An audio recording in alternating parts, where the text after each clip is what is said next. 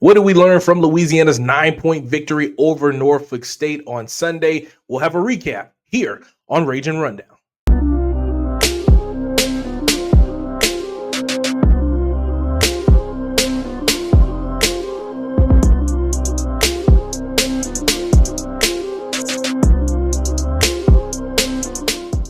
What's good, ladies and gentlemen, and welcome to another episode of Ragin Rundown, your podcast that is solely focused on the Louisiana Ragin Cajuns and everything they're doing on the sports scene. I'm your guy, Jamarcus Fitzpatrick, but you know you can always call me Fitz.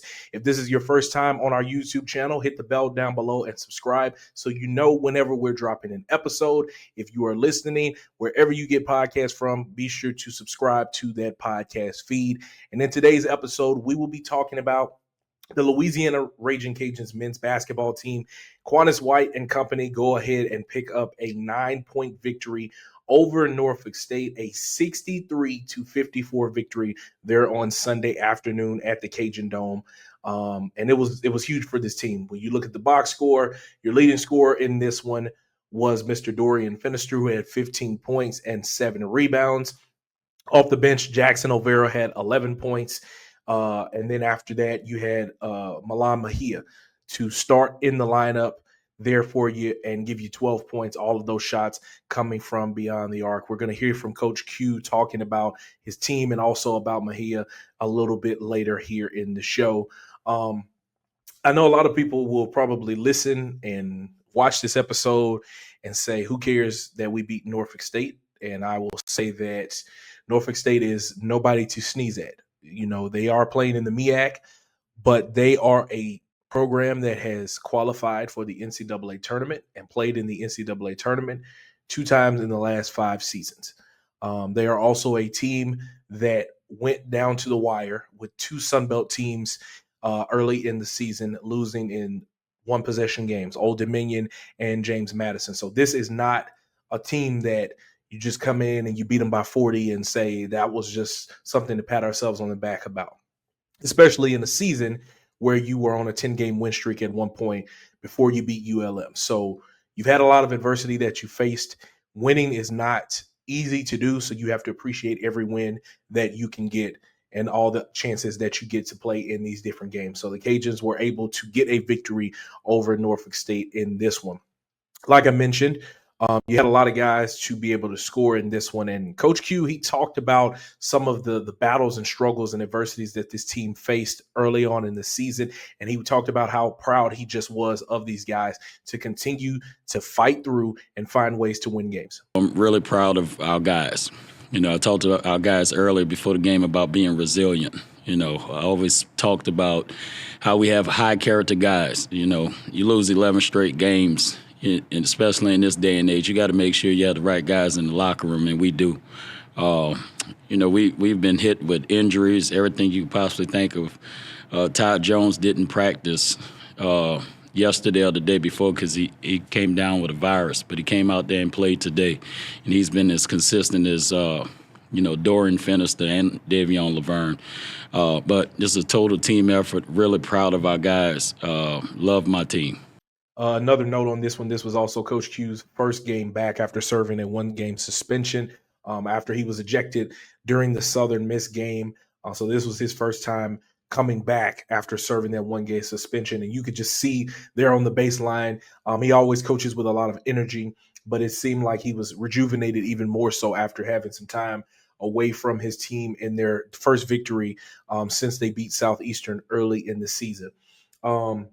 Just looking at things in terms of game flow and how things panned out throughout the contest, Milan Mejia gave you your first bucket out the gate, and from there, you never gave the lead back. You built up several opportunities of leads. You built a lead of 8 points thanks to a Dorian Finister 3-pointer when you went up 20-12 around the 9-minute mark, and then you went into half up 8 as well after a Jackson Olvera 3-pointer with 14 seconds to go.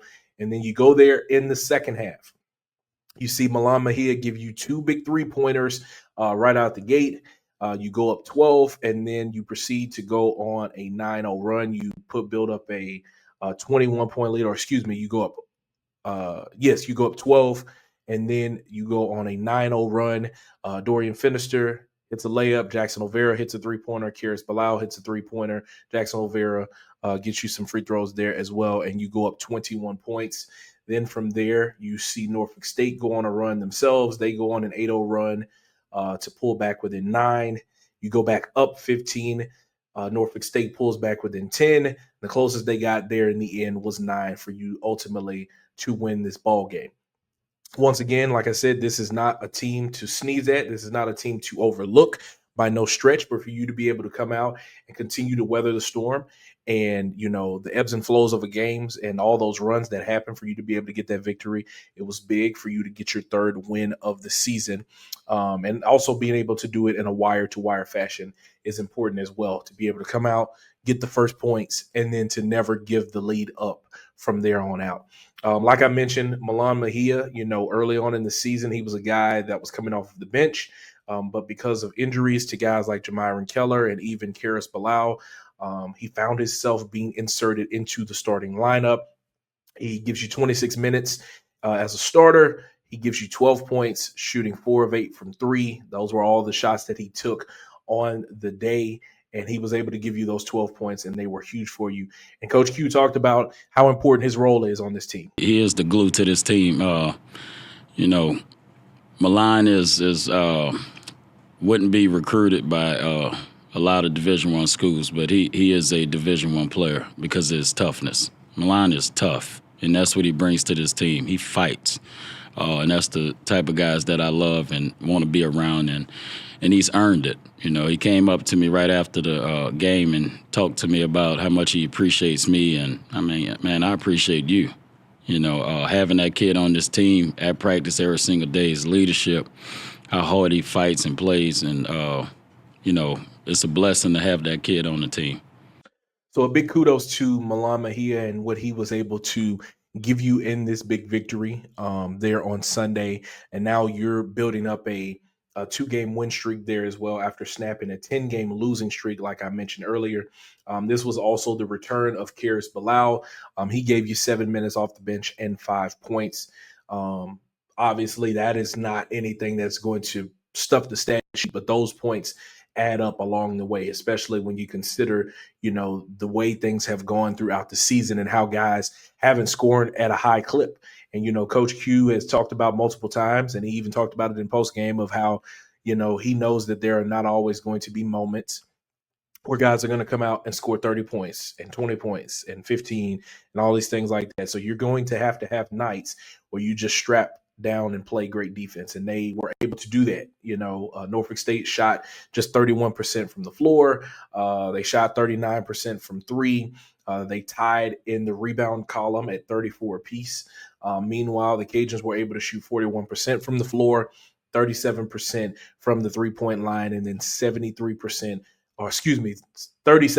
from the three-point line, and then 73% from the charity stripe. The only player that fouled out in this one was Josh Lewis. He gave you 7 points, so you were able to play an effective style of defense while not getting into too much foul trouble, as you only had 12 personal fouls as an overall team. Also, Ty Jones started the game in this one. He had 4 points, but he also had 4 blocks, which, again, when you're talking about being scrappy and playing a very tight-knit type of defense, that style that Quantas White likes, you're going to find yourselves towing the line of getting a foul and playing good defense. Ty Jones actually didn't have a single foul called on him on the day, and so he was able to get all 4 of those blocks. He had 5 on the day, the other one coming from Jeremiah Evans. So for him to be able to do that, and, Coach talked about how he had been battling a little bit of an illness and didn't practice throughout the week. So he comes out and he's able to compete and give you some points, give you some great minutes, and then play great defense, which is exactly what you need to complement some of the scoring that you had coming from a lot of those key players. In terms of rotation and lineup, I do like the difference with Jackson O'Vera coming off of the bench, because now that gives you that second boost and that wind that I think that they were missing early on in the season. There were a lot of moments throughout games. I think back to the Tulane game where in the second half they built a lead. Tulane goes on a late run. They take the lead back and they never give it back to the Cajuns. Now, when you have a guy like Jackson Olvera who can take over a game and can be someone that when you need a closer, he can be able to do that. When you bring in that second unit and you're rotating in guys, and you bring that second unit in, now he can go in and spark a run for you to be able to stretch that lead out and help to sustain it as you go down the stretch. And I think that's exactly what happened in this one. So I really like the way that lineup played out for them. The only other player that didn't register points in this contest were Darius Woodson and Kyron Ratliff. Woodson had 6 points. Ratliff had just 1 minute coming in and then did not see the floor again after that. So the Cajuns are able to pick up a 9-point victory, something that we haven't been able to say a lot of throughout the season, but they improved to 3-11 on this young season. As now you're about to start rolling deeper into conference play. I believe they have 4 more games coming up at the Cajundome after this stretch that they are currently on. After this one, let me pull it up real quick so I'm not lying to you guys. So I know that for certain. So they are at home against South Al. They've got Southern Miss. They've got ULM again, and then at home at Troy on January 10th. So yes, their next 4 games will all be at the crib, and they'll have an opportunity to continue to build on this streak. They first have to do it against the South Alabama team that has 2 very efficient scorers on their team. I was looking at the box score of what these guys have been doing lately. Chaz Harris, a senior for them, is averaging 17 points a game. And then their next leading scorer is Mr. Adam Olson, a 6'8" forward for them.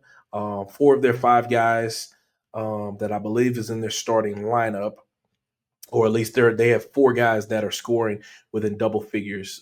Guy is scoring 11. That is Jaden Cooper. Then you have Peyton Law that has 12 points, Adam Olson with 16, and then Chaz Harris with 17. And they are 9-4 on the season. They play Mobile on Monday night. Chaz Harris actually dropped 38 points in a double overtime victory over ULM. So he can score at a high clip. So I'm for certain that Coach Q and his squad will be trying to put together a game plan to slow down those Jaguars as they continue to roll on through conference play. It's a log jam right there in the middle of conference because it's early. A lot of teams are sitting at 1-1, including the Ragin Cajuns, who dropped their Sun Belt opener to Southern Miss and then were able to pick up a victory over ULM on the road. And it'll be interesting to see how they can continue this flow. Will they be able to carry this momentum that they have from this victory over Norfolk State into the rest of conference play? We shall see. And as it goes along, we will be right here covering everything with the Ragin Cajuns and the men's basketball program. Hey, thank you guys so much for watching another episode here on the Ragin Rundown. If you are not a subscriber here on the channel, please hit the bell down below so you know when we drop an episode. If you are listening, please subscribe wherever you get your favorite podcast from, and we will be sure to continue to drop great coverage for you guys as we go along through the season. But for now, signing out here on Ragin Rundown, I'm your guy, Jamarcus Fitzpatrick. We'll see you guys next time.